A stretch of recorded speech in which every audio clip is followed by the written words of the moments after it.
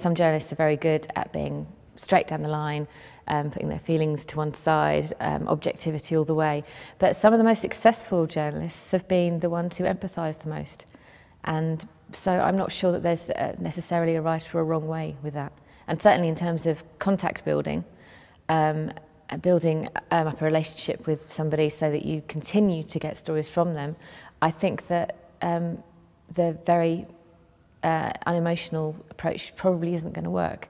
You are going to want to connect with people. One of the best journalists I know sends the mothers of kids who've been stabbed Christmas cards and birthday cards all the way. She calls them every week, even if she's not after a story, just to chat to them. She thinks of them as friends almost, and she gets great stories, but at the same time she's never ever going to shaft her contacts, because she does think of them as friends, so she does develop that emotional contact. It's interesting. It depends what kind of journalism you're in, I guess. Feature writing is going to be very difficult, and crime writing is going to be very different to politics, where yes, you do have to take much more of a backseat, I think, unless you're an opinion writer.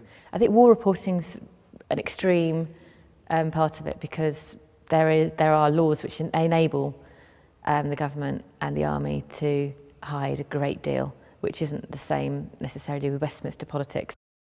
It has transformed the way we work, especially in stories like the grimmer side of it, as you get young people die in a car crash.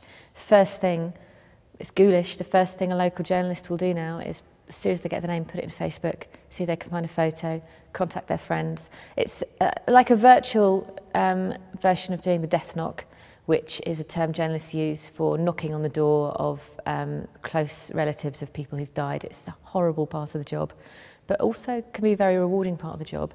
But yes, doing it through Facebook, it's a virtual way, but because there is so much information there on show, newspapers have been very, very quick to just grab it all off, and they're finding themselves increasingly being taken to task for that. The only redress anyone has against that is copyright, and that would apply to pictures. So newspapers are no longer taking pictures without permission, but newspapers are also holding back more and more from taking anything off Facebook without letting people know that they're doing it. So, yeah.